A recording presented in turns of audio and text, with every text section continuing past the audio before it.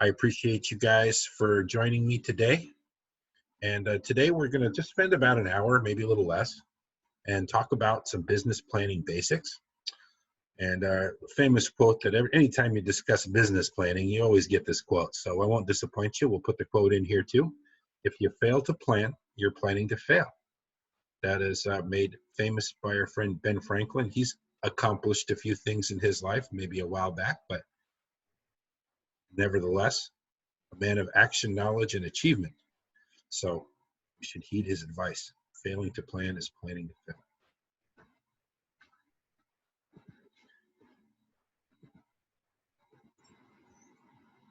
All right, what is a business plan? Let's talk about that a little bit. A business plan basically is just a course of actions that you're going to take to achieve your goals.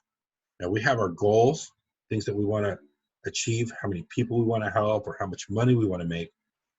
And we devise a plan of how to accomplish those goals. And that's pretty much all a business plan really is. Business plan has a few elements. Well, first of all, it scales, right? There's a variety of different scales to measure plans. You can plan for 5 years, you can plan for a year, you can have a 30-day plan, as well as a daily plan. And then your plans are going to have plans, right? So you're going to have an overall business plan with a variety of different systems that you're going to implement into your business. And then within that grand plan, there's going to be minor plans that'll help you along the way with different items of lead generation or different business systems that you're going to leverage in your business to achieve your goals. So the important elements of a business plan, and they have to be there, are your goals. That's where you start. Why am I doing what I'm doing? What am I trying to achieve? The next element of the business plan is your action items.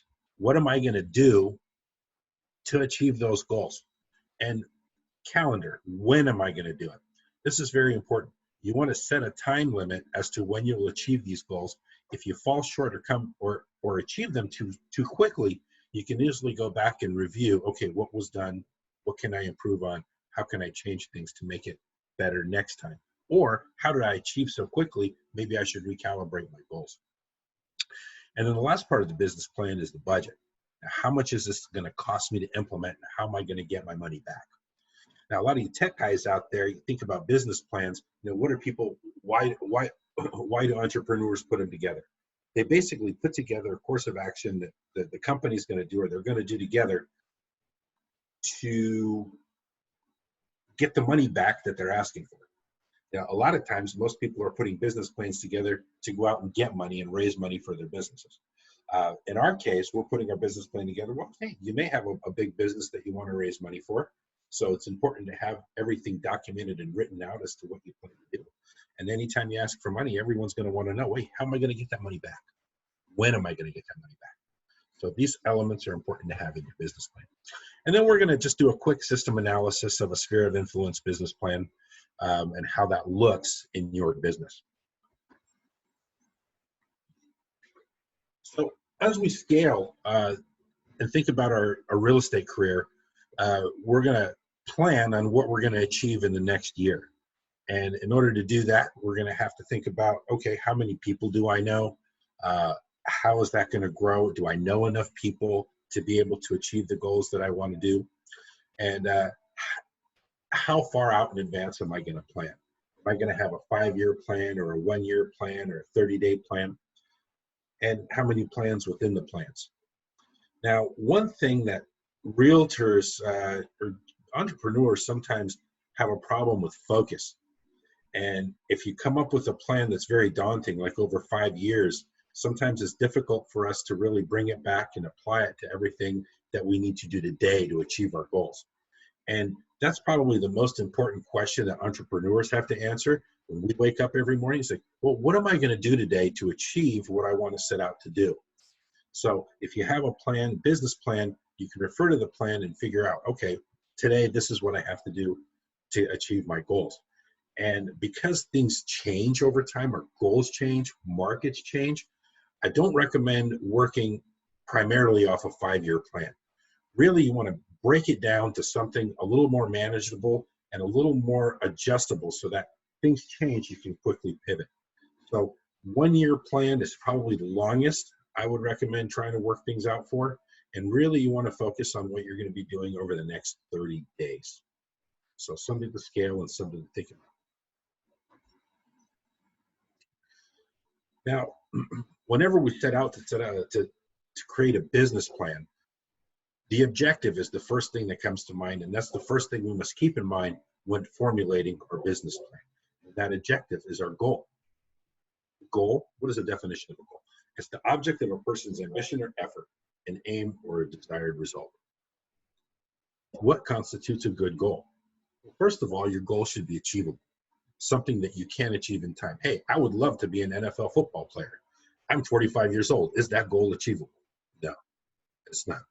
No matter how many push-ups I do, no matter how many miles I run around the track, I'll never be young or in shape enough to play professional football. So that's not necessarily a goal. A goal is, it could be a dream, but not a goal. A goal is something that you can achieve. So selling 5 houses in a year, is that something I can achieve? Absolutely, not a problem. Someone in business for 20 years should be able to sell 5 houses in a year without too much effort. Database should be big enough. That should fall into your lap. So going back to that, would selling 5 houses a year be a decent goal for real estate, for a 20-year real estate? Maybe for a brand new real estate professional, that could be a very good goal. But for someone who's in business for 10, 15 years, I'd say no, not exactly.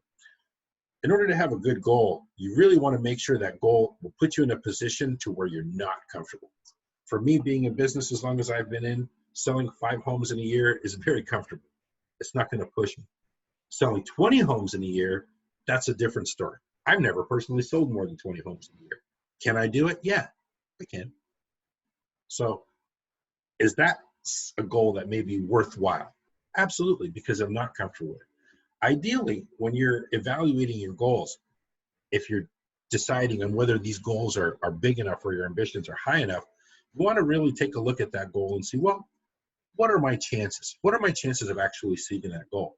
And if your chances are about 50-50, that's probably a good objective or a good goal to start with. Okay? And the last part of the goal is the deadline. You want to have a time limit set as to when you want to achieve this goal. I want to sell 20 homes in the next 12 months. What am I going to do every day to achieve that? And that's where we devise our business plan. Or my goal is to sell 2 homes within the next 30 days. What am I going to do every day to achieve that objective in my business?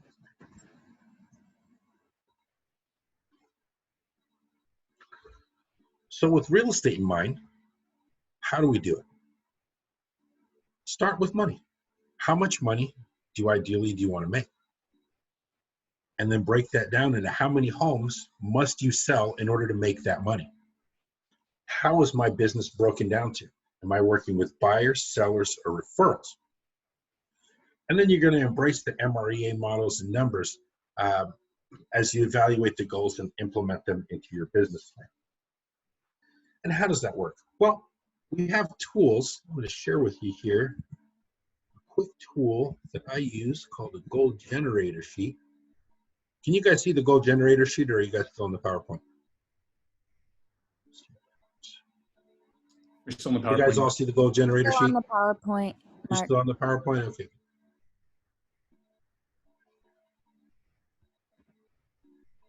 Let's try this. All right. So here's our goal generator sheet.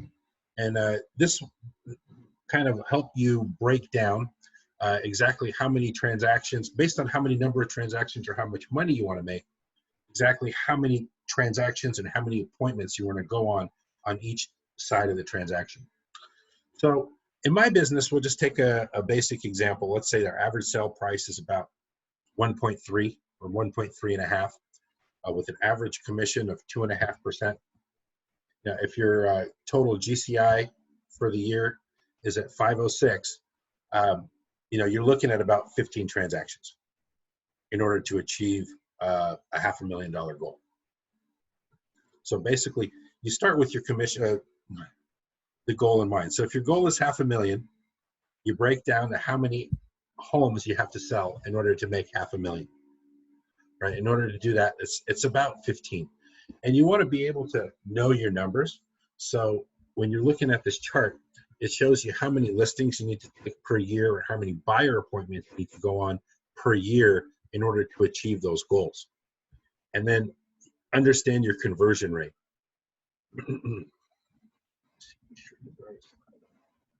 There's two conversion rates that you have to work through, okay? There's the conversion rate to how many appointments you're gonna go on, how many people you have to go on to get an appointment, and then how many appointments you have to go on to actually convert into a transaction. So on this chart, you'll see that in order to generate 15 transactions, based on my breakdown of 70% of my business being on the listing side and 30% of my business being on the buyer side, I know that I need to go on 21 listing appointments a year or just under 2 listing appointments a month. Why is that? Well, because I convert about half of the listings that I go on. I know that I'll go on 2 listing presentations, I'll walk away with at least 1 listing, okay? As I go down on the second conversion rate, that has to deal with how many listings or what's the rate of the listings being sold. Well, right now we're in a strong seller's market. I predict this market is going to be pretty strong over the next year, and I'm pretty good at pricing property. That's one of the reasons why I only take half the listings I go on. Sometimes the sellers are not wanting to price it well, which means I'm not going to take the listing. So in this case, what's my conversion rate of listings sold? Right now, it's going to be 100%, because if you have a good listing at a good price, you're going to get it sold. Conversely, on the buyer side, you notice is going to take a much smaller part of my business just because of the way I work.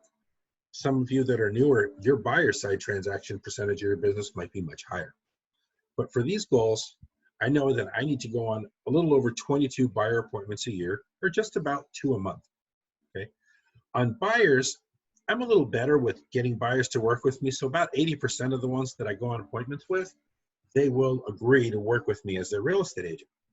However, today, we're in a strong seller's market. Am I going to be able to close 100% of those buyers every week? And the answer to that for me is no. No. Chances are only 1 out of the 4 are going to actually go ahead and complete the transaction because we're in a strong seller's market. Now, if things change and this coronavirus comes out to be much stronger of an impact on our business than I think it will be, and we turn into a buyer's market next year, well, this conversion is going to change, and this conversion is going to change. So we'll have to remember to adapt, okay? So right now, on my goals, we're looking at the way the business is broke down and the average sales price. To hit a goal of $500,000 a year, I need 15 transactions. Is that a good goal?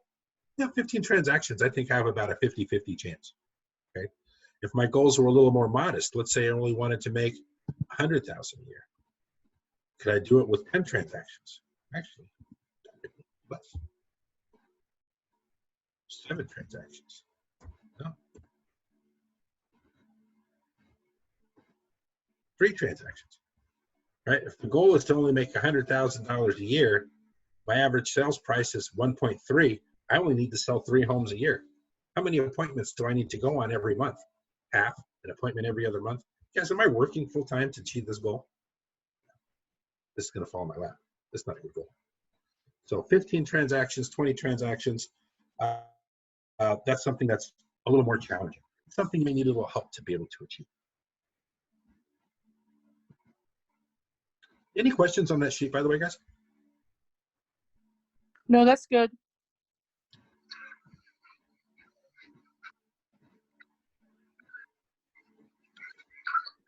So a few of the numbers that we want to embrace when we're talking about our goals and we're talking about our business plan with regards to MREA is 30-30-40, which is 30% of your budget is going to go to its expenses, 30% for cost of sale, and 40% is going to equal your profit.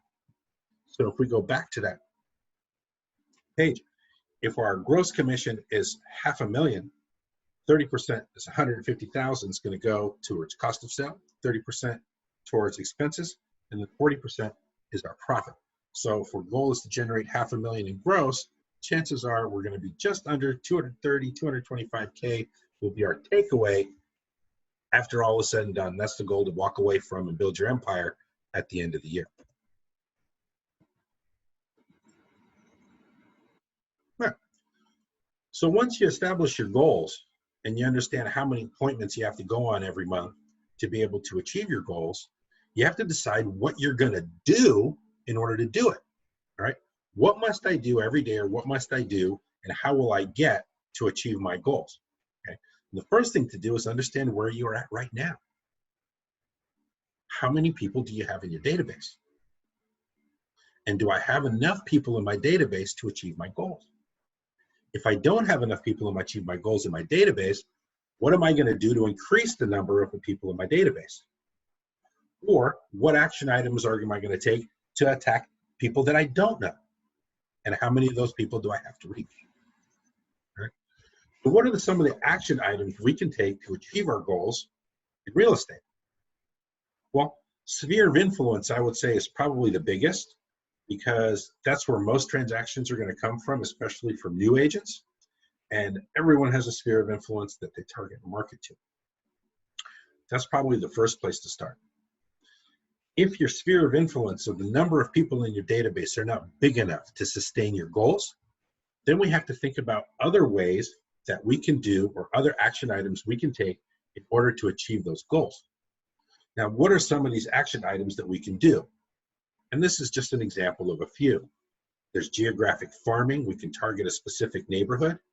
We can mail to them. We can walk, and we can knock on doors. If you're 50 people short of your database, in your database, to achieve your goals, geographic farming is a pretty simple way to add those numbers. All you have to do is knock on the doors. You knock on the doors until you meet enough people that are willing to be added to your database. The actual steps involved, we're not going to go forward with in this specific presentation, but just so you have an idea, if your goal is to only add 50 people to your database, you can do that by adding 10 people a week. You can do that by knocking on 100 doors every week. If you knock on 100 doors, talk to 10, 15 people, 2 or 3 of which are going to end up in your database. It's inevitable. And you just do that until you get the numbers you need to achieve your goals. Simple, right? Simple. Business is simple. Remember, Gary Keller said it's very simple.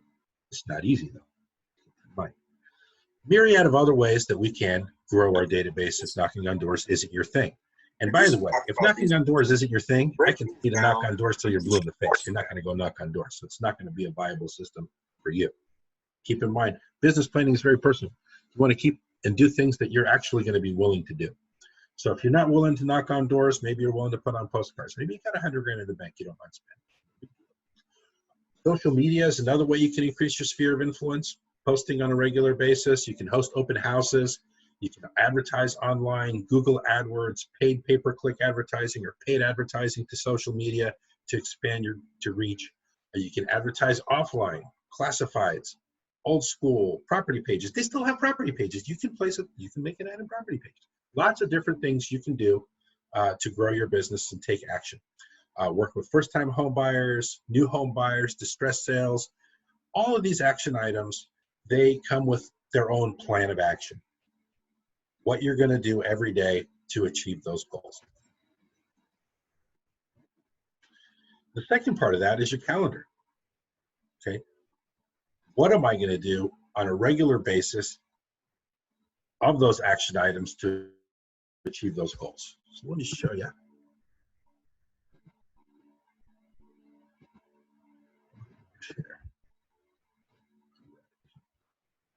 So this is a kind of an example of a spreadsheet that you can use for a marketing plan. And what you can see here is you have your dates on the left-hand side. You can calendar it out for a year. You can calendar it out for 30 days. And you can even break it down daily if you like. This one is broken down weekly. Across the top, you have your action item systems. What systems are you going to implement? Are you going to call your sphere of influence? Are you going to farm, create flyers, mail them out, door knock, create flyers for door knocking? Are you going to host open houses? All these things you're going to do. And then throughout the calendar, you can fill out when you plan on doing each of these exercises. Now, if you take some of Gary Keller, and he's a very smart man, and I always listen to him too, start with your vacations in mind. If you guys have your vacations or big items planned, block those out on your calendar. Once those are blocked out, you see all these other open empty spaces. Now it's time to fill those in. Open houses. What am I going to do if I'm going to host open houses as part of my business plan? Which weekend? Am I going to hold them open every weekend? And then if I'm going to hold them open every weekend, what must I do every day to make that happen? On Monday or Tuesday, I got to find an open house. Do I have a listing or do I not have a listing? If I don't have a listing and I'm not going to get a listing ready for an open house next week, I need to put time in my calendar to contact agents in my office that may have more than one listing so that I can secure my open house for the weekend. What day am I going to do that? What time am I going to do that? Specify that out in your calendar. Okay. If you're going to be marketing to your sphere of influence or your MailChimp database, you're going to be sending emails. What are you going to be sending? Are you going to be sending happy birthdays? Are you going to be sending a monthly email? Remember, there's 33 touches. How am I going to send those touches? When am I going to send those? During what week? During what month? Fill that all out in your marketing plan. That way, when you wake up in the day, you figure out, oh, what am I going to do today? You can open up your calendar and say, okay, well, these are my systems. This is what I must implement within each system. And this is what I said I would do per day to implement these systems in my business. So work out the 2020 annual marketing plan.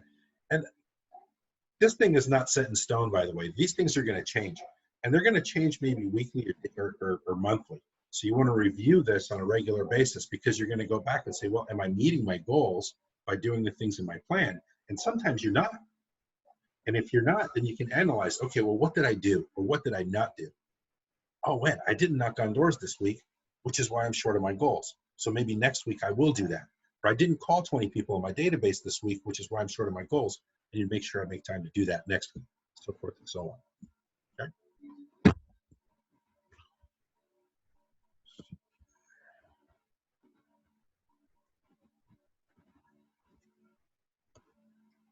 When will I do that?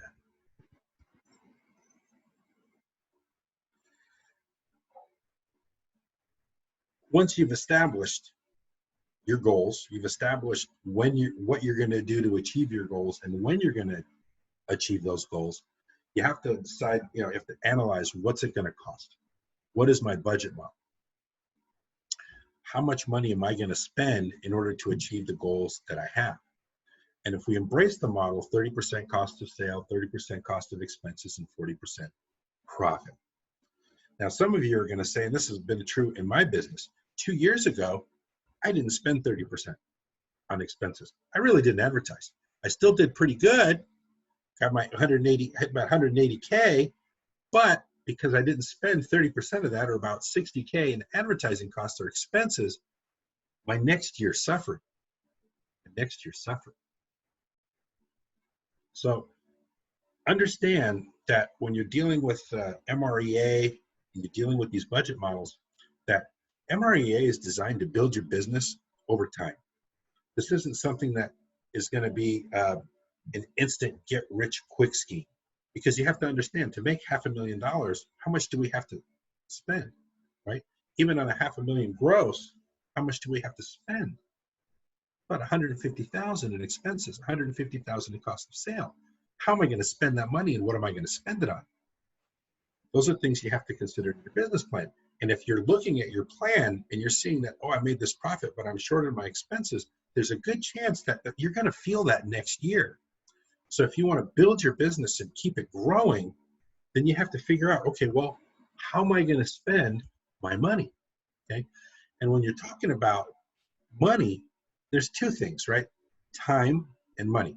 So we're implementing systems. If you're new to the business, maybe you don't have that $150,000 in expenses to put out to generate that bus, to generate the business. So what are you going to do? Quit and fail? No. There's other things that you can do and implement in your business that maybe don't take as much time, but they do, they don't require so much money, but they do require time. You may not be able to farm to 500 people, but you can circle prospect around the listing in that farm. That doesn't cost any, or it costs much less money. So something you have to think about when you're implementing your plan.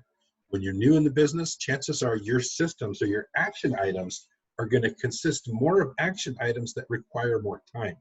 So your calendar is going to be a lot more full of those time action items: calling people, knocking on the doors, hosting open houses, things of that nature. As your business grows, and you're actually, well, last year, yeah, you generated 300,000, so you do have $90,000 to spend on your business the next year. Think about how you're going to spend it, and make sure that you do embrace those models so that you do have plenty of leads and business coming in. Keep your business in abundance. So let's kind of put it all together and see how it works in a system, right? So let's say our goal is 500,000 GCI, but we look at our business and we see our database only has 100 people in it. Okay, your average sale in this area is 1.35 million. You need to, and let's say you're doing pretty good. You're getting 2.5% on your average commission, 33,000. What does that mean? You need about 15 transactions to reach your goal of $500,000. Okay. Now, if we embrace the models and say that, well, if we have 100 people in our database and people move once every 10 years these days, chances are out of 10 people, one is going to move this year. So if you have a database of 100 people and you're hitting them ideally, you should be able to generate 10 transactions over the course of the year. But does that meet our goal? No, it doesn't. We're 5 short. We need 15 to reach our $500,000. So what are we going to do? Well, we're going to embrace our action plans for sphere of influence marketing and advertising to hit our 10 of 10. What are we going to do to get that other 5? We can embrace the 50-to-1 ratio and find 500 people that we haven't met to market to, right? Geographic farming, social media advertising, paying per click, online advertising, things of that nature. How can I meet more people? Well, there's 2 ways to do it, right? You're either going to increase your database to 150 to meet the transactional needs of your goals, or you're going to market to the 100 that you have. You're going to market to the 500 that you don't have, right? So how will I add the 50 people to my database in the next year? You're going to go back and refer to those action items. What action items are you willing to do? Now, this is all going to be personal, right? Not everyone's down the doorknob. That's okay. There's other ways to do it, okay? So something you have to think about, but you got to do something, right? You got to do something. So something you got to think about, how to add 50 people to your database in the next year, okay? Or what am I going to do? How, if I have the budget, can I market to 500 people to get those other transactions? And then refer it back into your calendar.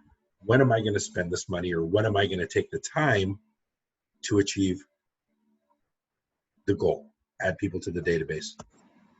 People get the transactions. So, review on business planning. You want to start with your goal in mind. Make sure you start with your goals. How much money you want to make? How much money is that going to translate into? How many transactions you're going to do? Which side of the transaction you're going to be on, buyer or seller? And then know your numbers. How many appointments do I have to go on to be able to get a listing? How many listings do I have to take in order to get a sale? Vice versa with buyers. How many buyer appointments do I need to go on in order to get a commitment from a buyer? And then how many of those buyers that I have a commitment to, how many homes do I have to show them? How much time do I have to have them realize the value, to put the right price on the dotted line to win the multiple offer situation? You know those numbers. Okay. You want to set a time limit. Great, I want to make $1 million. By when? Is it going to be 5 years? Okay, what do I have to do this year? And then what do I have to do in the next 30 days to achieve those goals? You want to create that action plan, the myriad of things that you can do to achieve those goals. Stick that action plan into your calendar. And then every week, you know exactly what you need to do to achieve those goals, and rewrite and review. Am I meeting my numbers? If I'm not meeting my numbers, what do I have to do differently? Crazy. Definition of insanity is doing the same thing over again and expecting a different result. If you're doing something and not meeting your results, you have to change things up. But the best way to do it is if you have things written and documented, you can go back and look and say, okay, this is what I did and this is where I fell short. If you're flying by the seat of your pants, you just keep throwing money at different things here and there. Sometimes it sticks, sometimes it doesn't. But it's not a way to build a sustainable business over time. Okay. That's pretty much it for the basic overview of the presentation. We could do a whole weekend on business planning, because you can get into every one of those action items and action systems and dig really deep down. And I think that over the course of time, we're going to get to do that in our office. And one of my goals is to share with you guys the variety of different systems and kind of group people together, say, okay, well, these folks are all door knocking. Maybe let's get together one day a week and talk about best practices and how to best implement that, best move forward, so we're having the most success as a group. And one way to do that is through mentoring, coaching, and consulting. Depending on where you are in your business, if you're new to the business, you don't have any experience, and you really need help in filling out paperwork, and you really need help in actually closing business, then probably a mentoring situation would be a right situation for you. Find someone in the office that has the type of business that you want to achieve, and have them hold you accountable for your goals. And not hold you accountable, but help you get those first few transactions, help you get through the process. Once you're established and you know how to get a listing or how to coach a buyer, then you're more looking for coaching to hold you accountable to your business plan. We're not really going out on appointments together, but we are reviewing your business. Specifically, what systems are in your business? How many systems should you be running in your business for it to be effective? Right? Really, ideally, you want to have 3 or 4, right? There's 4 legs to a chair. If you have a 3-leg, maybe it could stand. If a chair only has 2 legs, chances are you're falling on your butt. So think of your business as a chair, and each of the action items as a system. So you want to implement 3 or 4 systems and have them running in your business at all times. And coaching is a great way to hold yourself accountable to make sure those systems are being in place, because 1 hour every couple of weeks you get together and you review your business plan and your calendar and action items and make sure you're getting it done.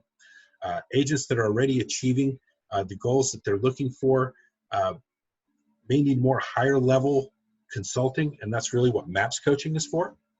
And something to explore if you're looking to get into that 30, 40, 50 transaction a year mode. The best way to do that is to learn from other agents that are in that and doing it. And that's where MAPS coaching comes in. So that's pretty much it for our presentation. If you guys have any questions or concerns, you can feel free to reach out to me, mark@bursteingroup.com, or reach out to me via Facebook, or reach out on the broker hotline, and I'll be happy to consult with you.